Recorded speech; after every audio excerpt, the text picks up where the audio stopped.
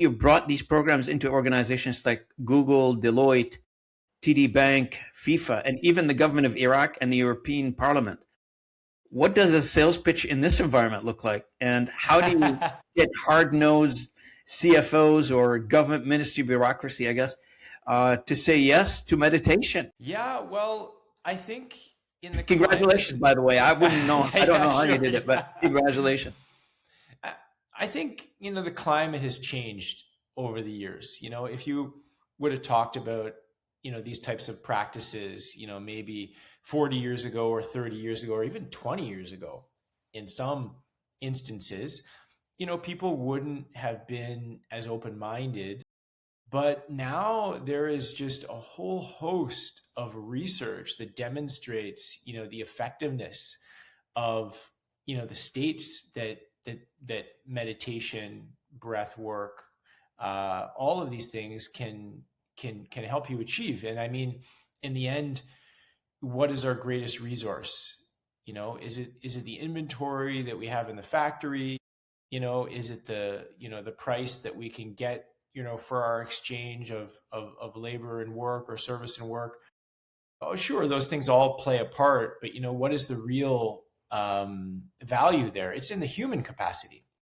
And that's the thing, if someone's, completely shut down, or they're not operating as efficiently as they could, well, you're not going to get the output that you're looking for, out of your teams. And, now with the level that this new generation is shifting, the workplace, and what they're really demanding, from employers.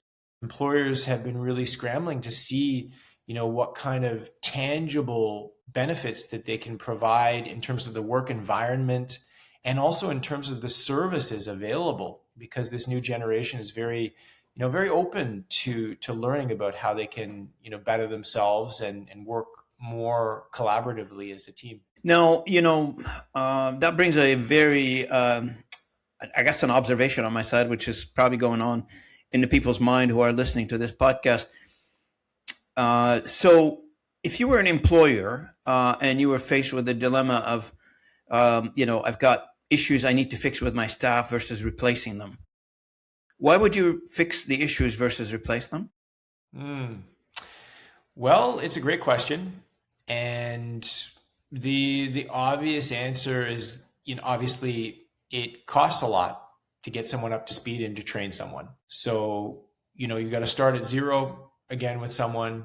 They've got to learn, all the company culture. They've got to learn, get up to speed on all the work that's been done, how it's been done, and then all the training that goes into that role. So that's a massive expenditure.